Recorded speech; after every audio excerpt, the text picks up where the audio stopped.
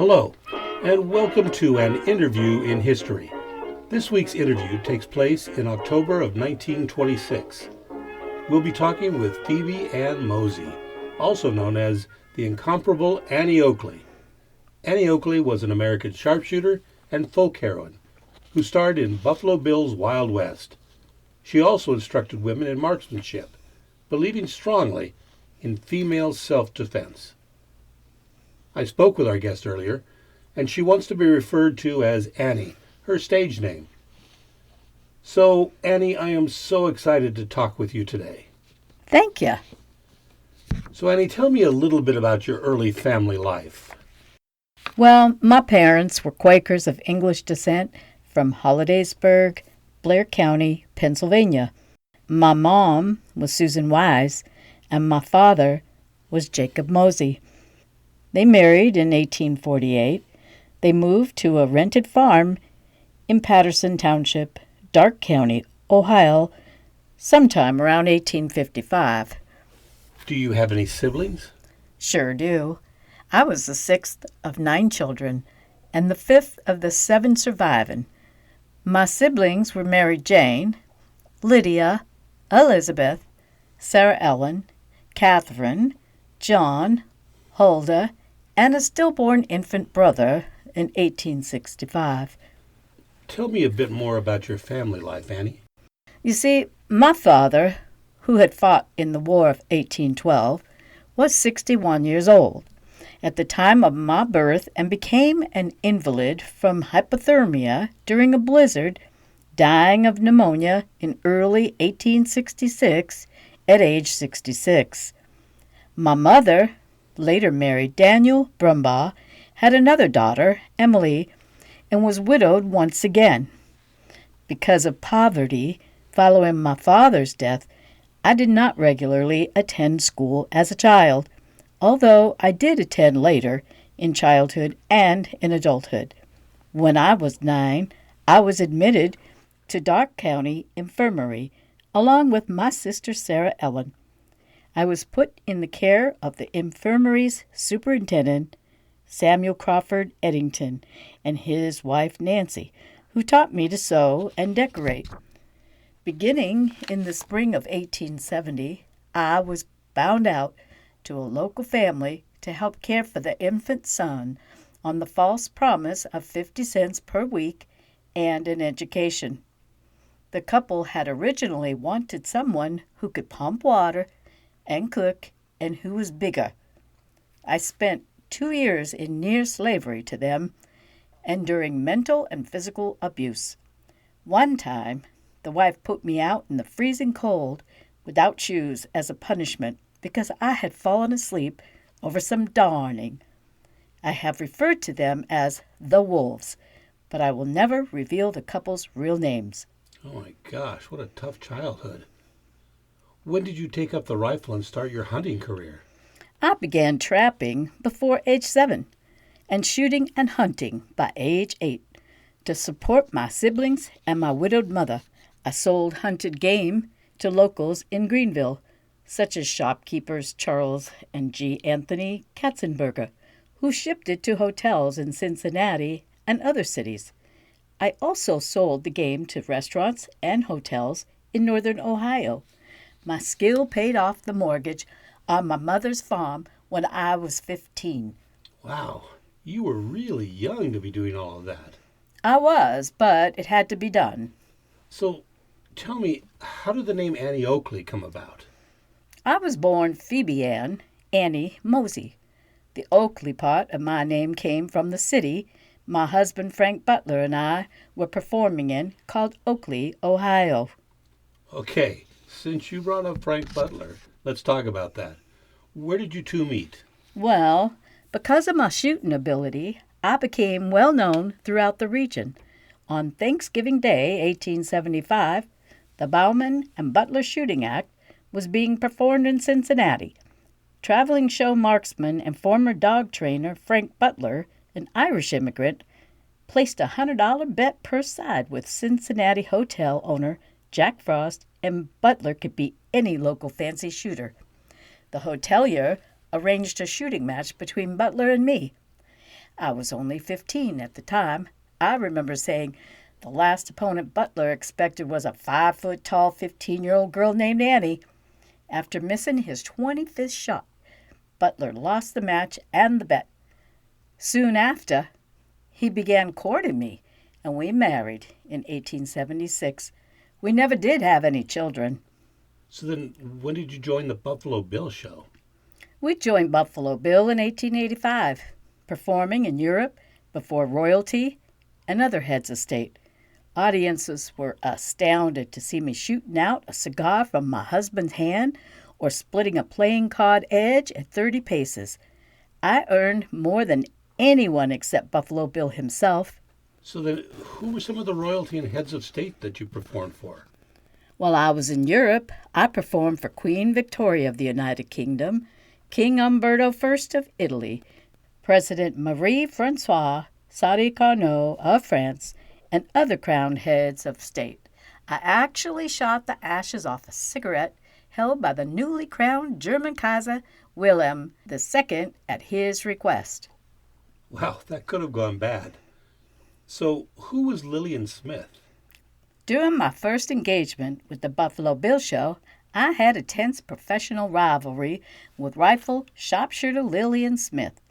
Smith was 11 years younger than me at age 15 at the time she joined the show in 1886. I temporarily left the Buffalo Bill show, but returned 2 years later, after Smith departed, in time for the Paris Exposition of 1889. This 3-year tour only cemented me as America's first female star. I also performed in many shows on the side for extra income. During my lifetime, the theater business began referring to complimentary tickets as Annie Oakley's.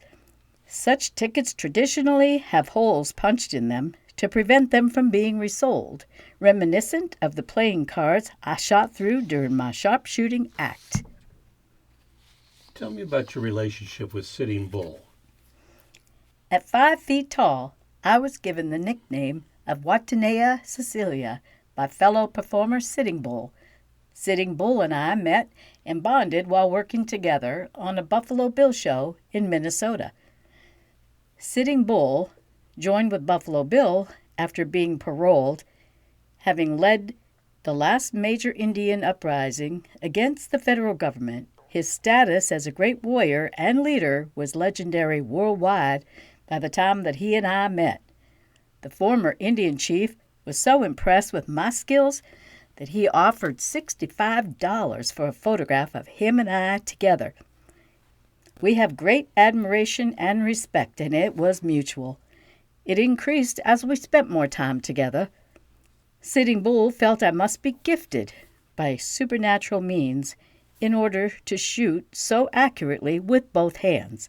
As a result of his esteem, Sitting Bull symbolically adopted me as his daughter in 1884, naming me Little Sure Shot, a title that I went on to use throughout my career. Now, tell me about your libel case. In 1904, sensational cocaine prohibition stories were selling well. Newspaper magnate William Randolph Hearst published a false story that I had been arrested for stealing to support a cocaine habit. The woman actually arrested was a burlesque performer who told Chicago police that her name was Annie Oakley. Most of the newspapers that printed this story had relied on Hearst's article, and they immediately retracted it with apologies upon learning of the libelous error. Hearst, however, tried to avoid paying the anticipated court judgments of $20,000 by sending an investigator to Drake County, Ohio, with the intent of collecting reputation-smearing gossip from my past. The investigator found nothing. I spent much of the next 6 years winning all but one of my 55 libel lawsuits against newspapers. I collected less in judgments than the total of my legal expenses. That's terrible, but I'm glad it all worked in your favor. Tell me about your support of women learning to shoot. I proved to be a great influence on women. I urged that women serve in war. Though President William McKinley rejected my offer of women sharpshooters for service in the Spanish-American War, beyond this offer to the president, I believed that women should learn to use a gun for the empowering image that it gave. I pressed for women to be independent and educated. I promoted the creation of the image of the American cowgirl. Through this image, I provided substantial evidence that women are as capable as men when offered the opportunity to prove themselves. Throughout my career, I've taught more than 15,000 women how to use a gun. I believe strongly that it was crucial for women to learn how to use a gun as not only a form of physical and mental exercise, but also to defend themselves. I would like to see every woman know how to handle guns as naturally as they know how to handle babies. Annie, what do you see as success? Aim at a high mark and you will hit it. No, not the first time, nor the second, and maybe not the third. But keep on aiming and keep on shooting, for only practice will make you perfect. Finally, you'll hit the bullseye of success. I understand you were in a car accident. Yes, in late 1922, Frank and I were in a car crash that forced me to wear a steel brace on my right leg. I eventually performed again after more than a year of recovery, and I set records in my 60s in 1924. I also engaged in extensive philanthropy for women's rights and other causes, including the support of young women I knew. I have embarked on a comeback and intend to star in a feature-length silent movie. If you could wish for anything, what would it be? After traveling through 14 foreign countries and appearing before all the royalty and nobility, I have only one wish today, that is that when my eyes are closed in death, that they will bury me back in the quiet little farmland where I was born. That's incredible, Annie. What an amazing life you've had. And it looks like more to come. I want to thank you so much for joining us, and I can't wait to see what you do next. It's been my pleasure.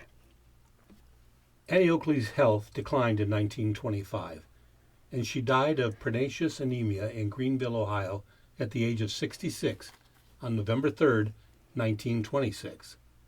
She was cremated and her ashes buried at Brock Cemetery near Greenville. Frank Butler was so distraught by her death that he stopped eating and died 18 days later in Michigan. He was buried next to her ashes. Frank Butler's death certificate gave senility as the cause of death. One rumor claims that Annie Oakley's ashes were placed in one of her trophies and placed with Butler's body in his coffin prior. Both body and ashes were interred in the cemetery on Thanksgiving Day, November 25th, 1926. Thank you for joining us. Next week we'll be talking with John Wilkes Booth, actor and the assassin of Abraham Lincoln. Until then, take care.